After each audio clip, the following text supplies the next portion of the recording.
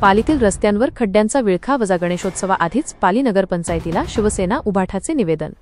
पाली वाघोशी अमित गायकवाड। गणेशोत्सवाच्या पार्श्वभूमीवर पाली शहरातील रस्त्यांवर पडलेल्या खड्ड्यांमुळे नागरिकांच्या सुरक्षिततेचा प्रश्न ऐरणीवर आला आहे। यावर उपाययोजना करण्यासाठी शिवसेना उद्धव बाळासाहेब ठाकरे गटतर्फे शहर प्रमुख विद्येश आचार्य यांनी नगरपंचायतीच्या मुख्याधिकारी यांना लेखी निवेदन सादर केले आहे। ऑगस्ट 29 ते 6 सप्टेंबर या कालावधीत पाली व खेडोपाड्यात गणेशोत्सव मोठ्या उत्साहात साजरा होणार आहे। श्री बल्लाळेश्वर मंदिरातही देशभरातून भाविक मोठ्या संख्येने येणार असल्याने शहरातील रस्त्यांची दुरवस्था चिंतेचा विषय ठरत आहे।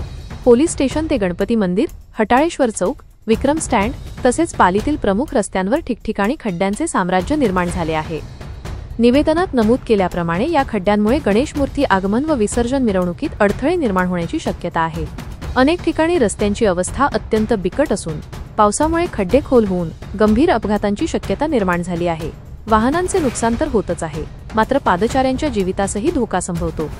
शिवसेनेने प्रशासनाला तात्काळ दखल घेऊन खड्ड्यांची दुरुस्ती करण्याची मागणी केली आहे, अन्यथा शिवसेना आंदोलन छेडेल असा इशारा या निवेदनाद्वारे देण्यात आला आहे।